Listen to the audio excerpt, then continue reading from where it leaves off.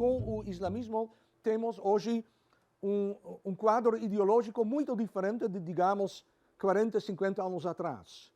40, 50 anos atrás houve ainda esta debate triangular entre, como dizia Fukuyama, democracia liberal, fascismo, que já fora derrotado na Segunda Guerra Mundial, e o comunismo. E com o fim da Guerra Fria, então, também foi derrotado o comunismo e só sobrevivia a democracia liberal. E, então, ele chamava isto é o fim da história, na sua maneira de pensar hegeliano, que com isto os grandes debates ideológicos da história humana terminariam. E o resto são mopping up operations, operações de limpeza, digamos. Mas, obviamente, desde então temos a emergência de uma nova alternativa à democracia liberal capitalista, e isto é o islamismo. Agora, quais são os resultados em geral? Então, se desenvolve desde os anos 60, 70, etc., uma multidão de movimentos que tentam de aplicar ou de aproximar este ideal islamista. E fazem isto de várias maneiras. Bom, uma maneira é que o governo ou a elite do poder vai reprimir, geralmente com violência. Acontece, por exemplo, no Egito de Nasser e depois de Sadat. A dinastia Assad na Síria também faz isto com grande entusiasmo. Às vezes não deu certo. Temos, por exemplo, no Egito, islamistas constituem talvez metade da população. Muito difícil para medir. Você tem ali a Irmandade Muçulmana, que começou, aliás, com um movimento islamista com traços terroristas. Ao decorrer do tempo se acalmou um pouco e se tornou um movimento popular muito amplo e não mais violento. Conservador, anti-ocidental, mas não violento. E por também ter muita atividade social, também se torna popular entre amplas camadas da população. Tão popular que quando Mubarak chega à presidência do Egito, nos anos 80, então, eventualmente, ele não vê outra possibilidade do que fazer uma convivência inoficial com a Irmandade. Então, você vai ter algo como uma cooptação do movimento islamista. Um terceiro modelo é uma oposição frontal. Aconteceu, por exemplo, no Irã. Ali, o Shah, o imperador, teve uma base política que se restringia cada vez mais. Ele alienou todas as classes. E os islamistas foram uma das forças mais importantes. E quando se fez uma revolução contra o Shah, então eles, Khomeini, o líder islamista xiita, conseguiu se tornar o líder e estabelecer sua plataforma como constituição do Irã. Então, você poderia dizer isto é também um pouco o caso do Hamas. Porque o que eles têm em comum? O que todos estes têm em comum é que eles usam o quadro nacional. Agora, isto é algo que dificilmente se coexiste com a teoria islamista. Sim, por quê? A teoria islamista fala, então, todos os muçulmanos constituem uma comunidade, têm interesses em comum, eles são a comunidade preferida de Deus, eles são também encarregados de expandir no mundo inteiro a verdadeira fé. E nacionalidades, estados separados, são digressões, são maneiras para distrair os crentes, pois na realidade o turco muçulmano, o indonésio muçulmano e o brasileiro muçulmano, eles deveriam juntar forças e não pensar em primeiro lugar a Turquia, ou Indonésia ou o Brasil. Isto é um pouco como antes argumentou o marxismo revolucionário, que também considerou nacionalismos e estados como diversões que distraem o proletariado para juntar suas forças numa revolução internacional. Mas, do mesmo jeito como o socialismo se diversificou e grandes partidos social-democratas operaram dentro de países separados, na França, na Itália, etc., Do mesmo jeito, você tem também movimentos islamistas que operam dentro do quadro nacional existente, o que teoricamente produziria uma dissonância ideológica. Você tem a mesma coisa acontecendo nas últimas décadas na Turquia. É ainda um outro modelo dentro de um quadro nacional. Aqui você tem também a tendência para transformar um Estado, que aliás tem uma constituição extremamente secularista, para um modelo mais islamista, mas não de forma violenta, mas por eleições, por trabalho nas mídias, por debates, conversas, etc. Por outro lado, isto é importante também para entender as notícias de hoje, você tem grupos mais radicais islamistas, que então, digamos, são mais ortodoxos islamistas, que dizem que de manter dentro do quadro nacional é uma heresia inaceitável e que a ideia de Deus, que vem de Deus, segundo elas, é de islamizar o mundo inteiro e estabelecer um governo islâmico em toda a terra.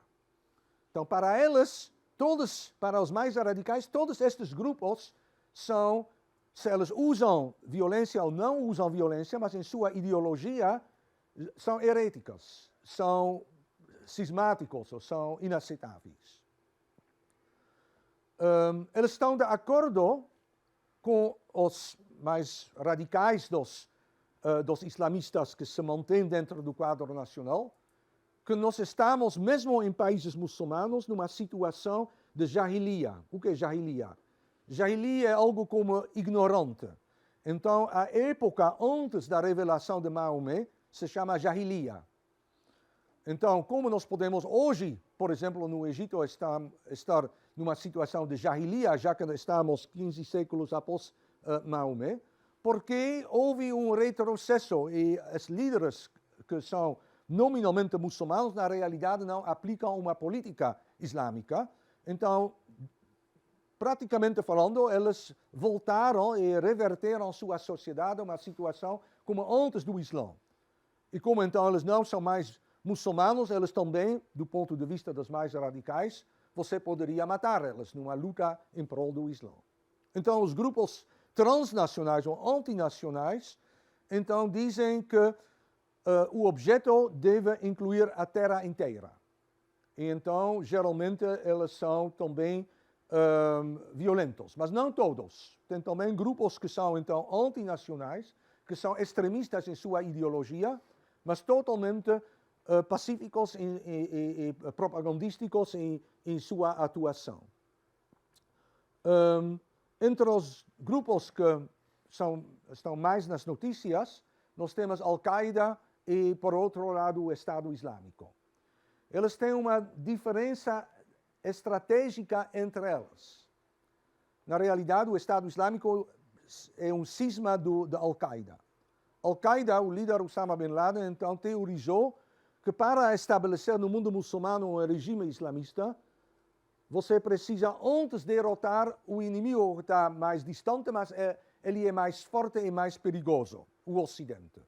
Ali ele faz os ataques terroristas, Torres Gêmeas, etc., outros ataques também. Depois, este grupo foi amplamente exterminado pela reação antiterrorista dos Estados Unidos, mas houve também críticas de dentro, que diziam, bom, isto não está dando certo, pois é a teoria errada, nós precisamos já fazer uma base territorial onde é possível, quer dizer, começar com um inimigo que talvez seja menos forte, mas mais imediato, derrotá-lo, estabelecer ali já um califado. E você tem, então, aqui ISIS, que se tornou o Estado Islâmico, que recentemente, estando por todas as notícias, tanto na defensiva, que ele está conquistando cada vez novos territórios. Como eu disse antes, a maioria dos palestinos são sunitas, tem pouquíssimos xiitas. Houve, porém, muitos cristãos. Hoje, os cristãos são um fragmento, uma fração dos palestinos muito menor do que 100 anos atrás. Muitos palestinos cristãos também migraram para outros lugares, como, por exemplo, aqui no Brasil, a maioria dos libaneses, libanodescendentes, são cristãos. Do mesmo jeito, tem também muitos palestinos cristãos que foram para Estados Unidos, para Chile, etc. Como resultado, mesmo uma cidade bastante associada com o cristianismo como Belém, lugar onde nasceu Jesus Cristo, hoje tem uma maioria muçulmana.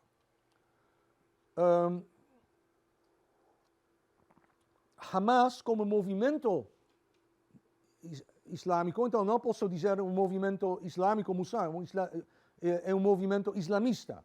Tem um programa que se baseia no Islã, o que é diferente da atuação de palestinos muçulmanos na política. Arafat foi um muçulmano, George Habash foi um cristão, mas a grande maioria, Mahmoud Abbas é um muçulmano, etc. Mas, então, o ramo nacionalista, esta fase nacionalista da política palestina, engloba também a maioria dos ativistas, militantes, políticos, são muçulmanos, mas eles não atuam em base do Islã. Por outro lado, Hamas, que se chama, é um acrônimo, uma sigla que quer dizer o movimento de resistência islâmica, se baseia explicitamente no Islã. E então, isto é algo que nos anos 80 se desenvolve como ramo que se autonomiza da Irmandade Muçulmana. Vocês se lembram da Irmandade Muçulmana? Eu mencionei falando do Egito. A Irmandade Muçulmana é também uma história ampla e complexa e importante, e ela começa já décadas antes da Segunda Guerra Mundial, entre guerras. No Egito, onde até hoje é mais forte, embora hoje muito fortemente perseguido, mas também faz ramos em outros países com populações muçulmanas. Por exemplo, na Síria, por exemplo, na Jordânia, por exemplo, na Palestina. Hamas é um agrupamento que vem da Irmandade Muçulmana. E emerge, então, quando, nos anos 80, o movimento nacionalista palestino tenta, por um lado, sua atividade militar ou terrorista contra Israel e não deu certo, e, por outro lado, começa a experimentar um pouco com a tendência diplomática, que também não está dando certo. Então, sempre você tem um grupo de palestinos que não acredita nisto. E então eles vão se abrir para uma outra mensagem, a mensagem islamista. Em segundo lugar, quando eventualmente se faz um breakthrough, uma virada com o processo de Oslo, que então em 93 chega à Declaração dos Princípios. E o resultado disto vai ser o começo de uma autoridade palestina, que no começo se estabelece em Gaza e em Jericó, na Cisjordânia. E Yasser Arafat volta de Tunísia com seus companheiros, estabelece um regime e logo começam também a se manifestar fenômenos de corrupção. Então são grandes palavras, mas é também muito egoísmo, muita ineficiência e muita corrupção. Então muitos palestinos também não amam isto. Então isto também é um elemento que vai ajudar Hamas. Às vezes você, por propagandistas anti-israelenses, eles vão dizer, você sabe, os israelenses que fizeram Hamas. Isto é uma transformação de uma realidade histórica um pouco diferente, pois obviamente os israelenses não estabeleceram Hamas.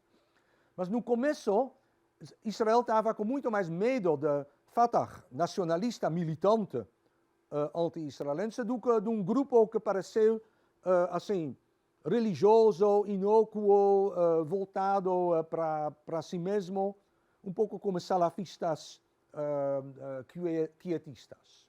Depois, obviamente, Israel um pouco se arrependeu desta tendência. Qual é a ideologia? Bom, então, muita coisa tem em comum com a ideologia islamista que eu te expliquei como geral. Mas tem aqui algo específico, e algo específico, no caso palestino, é Jerusalém, Al-Quds. Jerusalém é a terceira mais sagrada cidade do Islã após Meca e Medina.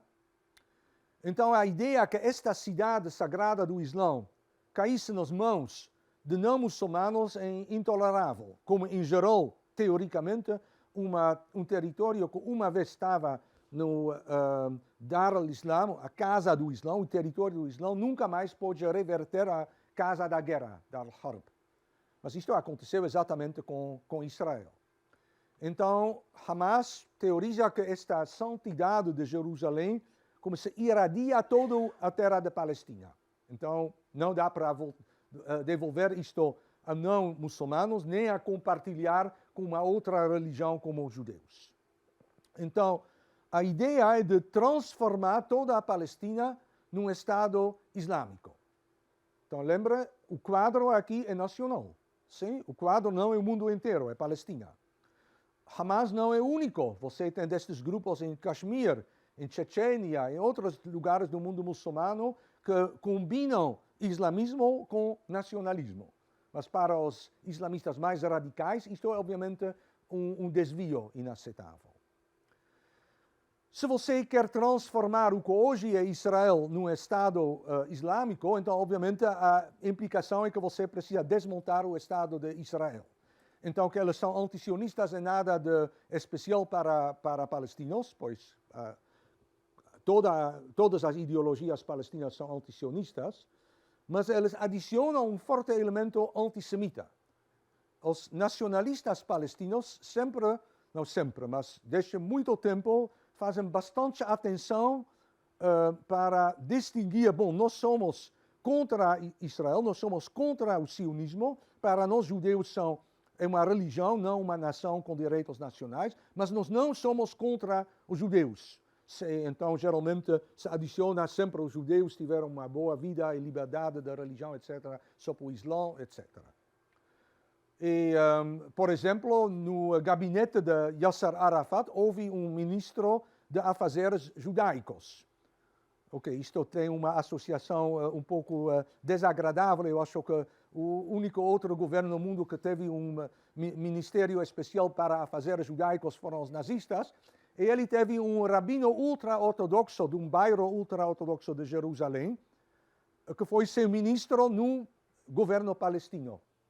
Bom, aqui então é só para mostrar um pouco num pôster de propaganda do Hamas, que eles pertencem realmente ao mesmo ramo islamista da Irmandade Muçulmana. Aqui é Hassan al-Banna, o fundador da Irmandade Muçulmana no Egito, que ele foi morto em 49. E aqui é o fundador, Sheikh Ahmed Yassin, fundador da Hamas. Sim? Eles então e vários outros de seus líderes e mártires, etc. Aqui você pode ver ainda mais este fundador, que então combinou assim,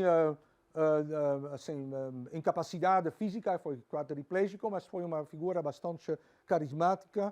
E quando ele voltou para Gaza, então ele imediatamente ali foi o líder do movimento de Hamas. Mas, basicamente, então, Hamas não é algo específico para Gaza. Hamas tem também seus seguidores na Cisjordânia, na diáspora palestina, dentro dos árabes em Israel, etc. Aqui você pode ver a famosa cúpula dourada em Duomo do Rochedo em Jerusalém. E então isto para simbolizar a centralidade de Jerusalém, não só para o sionismo, mas também para os palestinos e particularmente também para Hamas mesmo. Ok, em geral então eu faço sempre muitas críticas quando vocês fazem seminários e preenchem os slides com muitíssimo texto, mas aqui teve a liberdade de assim, pegar alguns trechos da carta, então digamos a Constituição de Hamas, para te dar um pouco assim, o sabor da maneira como eles pensam, não só sobre Israel, não só sobre o sionismo, mas sobre os judeus em geral. E, embora eu esteja a favor da negociação entre Israel e o Hamas, isto possivelmente te faz um pouco entender a reticência, o receio de muitos israelenses para fazer negociações com um grupo que diz como o nazismo dos judeus não poupa mulheres e crianças, fazem a guerra contra os meios de vida do povo, pilham seu dinheiro, ameaçam sua honra. Os inimigos, quer dizer, os judeus, têm tramado por um longo tempo, estiveram por trás da Revolução Francesa e da Revolução Comunista. Estão por trás da maioria das revoluções sobre as quais ouvimos aqui e ali falar. Usaram seu dinheiro para ganhar controle sobre os estados imperialistas. Quer dizer, aqui a ideia que os estados imperialistas são basicamente marionetes, bonecos nas mãos dos judeus, fazendo-os colonizar outros países que pudessem explorar riquezas e espalhar aqui ali sua corrupção. Estiveram por trás da Primeira Guerra Mundial, como forma de eliminar o califado islâmico. Sim, a Primeira Guerra Mundial conduziu ao fim do Império Otomano. Também estiveram por trás da Segunda Guerra Mundial, onde obtiveram imensos benefícios a partir do comércio de armamentos e prepararam o estabelecimento de seu Estado. A invasão sionista está por trás da difusão de drogas e tóxicas de todos os tipos, facilitando assim seu controle e expansão. Provavelmente Talibã e Afeganistão aprenderam alguma coisa dos sionistas. Israel, pela virtude de ser judeu e ter população judaica, desafia o Islã e os muçulmanos. E o Hamas convoca os povos árabes e islâmicos para agir séria e incansavelmente no intuito de frustrar este terrível esquema. Seu esquema foi exposto nos protocolos dos Sábios de Sião. No círculo do conflito com o sionismo mundial, o Hamas considera-se a ponta de lança e a vanguarda para que seja possível o próximo round contra os judeus, os mercadores da guerra. Então é importante aqui não contra os sionistas, mas contra os judeus. Estão chamadas soluções pacíficas, bem como as conferências internacionais para a resolução do problema palestino, são todas contrárias às crenças do movimento da resistência islâmica, uma vez que renunciar a qualquer parte da Palestina significa renunciar à parte da religião. Isto, então, quer dizer que qualquer concessão territorial se torna a priori impossível, pois seria uma heresia religiosa. Não a solução para o problema palestino fora do jihad. Também aqui o significado de jihad em termos militar. Desejo de fato ir à guerra pelo bem de Deus, atacarei e matarei, atacarei e matarei, atacarei e matarei, etc. Bom, tem páginas e páginas no mesmo estilo. O texto está disponível para quem se interessa. Bom, Hamas também é importante, pois então hoje é também um governo e um movimento militante e militar. E, então tem uma estrutura complexa e não sempre muito claro. Tem uma liderança política. Ora, a liderança política por muito tempo estava dividida. Houve a liderança em Gaza e houve também uma liderança em Damasco. Até o começo da Primavera Árabe, quando... Bom. Depois tem o ramo militar. Temos as brigadas de Al-Qassam, que remete a um líder carismático islâmico que, entre guerras, durante a revolta dos palestinos contra os britânicos sionistas, já atuou e se tornou um líder histórico na pré-história do Hamas. E, por outro lado, tem todo um grupo, multidão, de instituições de cunho social, educativo, hospitalar, serviços sociais, assistencialismo e tudo mais.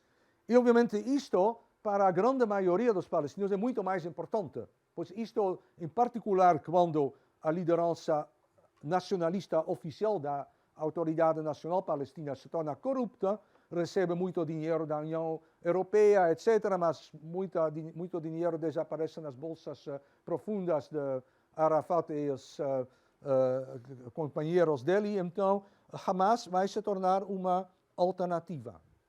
Exatamente, isto é o que também vai tornar Hamas popular entre muitos palestinos. Eu acho muito mais do que só um quarto dos palestinos. Sim? Isto parcialmente tem a ver com a atração do programa do Estado Islâmico. Mas, como eu disse antes, eu não acho que isto mobiliza mais de um terço dos palestinos, provavelmente menos. Porque tem aqui dois motivos importantes. O primeiro é que, embora muitos palestinos não estejam de acordo com a ideia do Estado Islâmico, muitos sim estão de acordo que o movimento nacionalista da Arafat está fazendo muito demais concessões aos sionistas, aos judeus. Então, tem ali também este conflito demora tanto tempo, então tem sempre pessoas que dizem, bom, vamos buscar alguma solução intermediária menos ideal. Então, isto por si provavelmente se legitimaria mais se esta solução intermediária obtivesse resultados tangíveis, mas isto não se faz suficientemente. Então, outros dizem, bom, estas são traições. E ali Hamas, independentemente de sua religião, hasteia a bandeira de nós somos puros em nossa insistência em todos os nossos direitos como palestinos. Então, isto é um elemento nacionalista que joga a favor da Hamas. Em terceiro lugar, bom, então isto é o motivo de rejeitar o defeatism, o derrotismo, algo do tipo. Mas, por outro lado, então, tem também o assistencialismo. E Hamas é muito menos corrupto do que Fatah.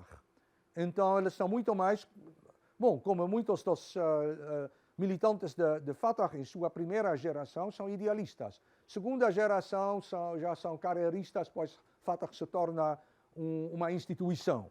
Então, Hamas está na primeira geração. Então, ali tem muitas pessoas que voluntariamente, com idealismo, se entregam ao movimento e muitos fazem isto também em prol e dão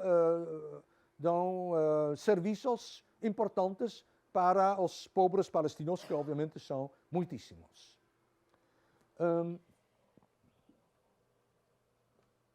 Agora, qual é a estratégia? Agora, após toda esta longa introdução, agora nós precisamos ver um pouco como tudo isto interage com Israel. Então, para Hamas, a ideia não é vamos nos tornar mais fortes do que Israel para depois negociar um deal mais favorável aos palestinos. Sim? Isto seria a estratégia nacionalista palestina. Não, eles tentam desmontar, descarrilar qualquer processo de negociação, pois o próprio processo de negociação é ilegítimo. Então, o que eles fazem são ataques contra alvos judaicos. Novamente, eu sublinho aqui judaicos e não israelenses ou sionistas. Eles fazem ataques dentro de Israel, mas também atacam grupos fora de Israel. O resultado é que isto vai interromper, ou pelo menos o intuito é de interromper o processo de paz. Digamos, eles fazem um ataque com homens-bomba contra um ônibus em Jerusalém ou em Ashkelon, outra cidade israelense. Então, o resultado vai ser de provocar represálias israelenses. As represálias israelenses idealmente atingiriam os perpetradores dos ataques. Mas praticamente falando, isto é impossível. A, você não conhece, B, ele se esconde, etc. Então, praticamente, os israelenses vão tentar atacar quem está mais próximo, militar ou politicamente, dos perpetradores. Muitas vezes os perpetradores se circundam com seguidores e outras pessoas que podem constituir o que se chama escudos humanos. Então, Israel faz um chamado targeted assassination, um assassinado, seria targeted? Alvo, contra um alvo. Digamos, o alvo é Ahmed Yassin. Eles realmente fizeram isto. Então, eles recebem um telefonema de um espião. Ahmed Yassin vai a 10 horas de prédio A para prédio B num carro com tal placa.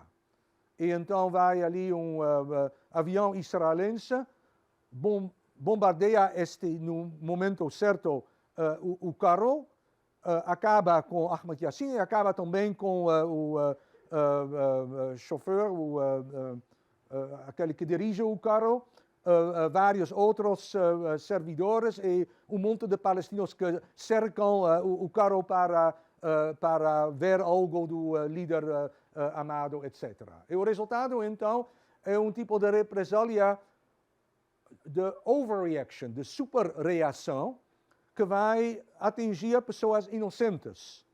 E o resultado disto é que palestinos que antes foram mais ou menos aceitando o processo de paz, agora dizem estes israelenses demoníacos, eles matam meu filho ou meu namorado, etc., e eles se tornam contra o processo de paz.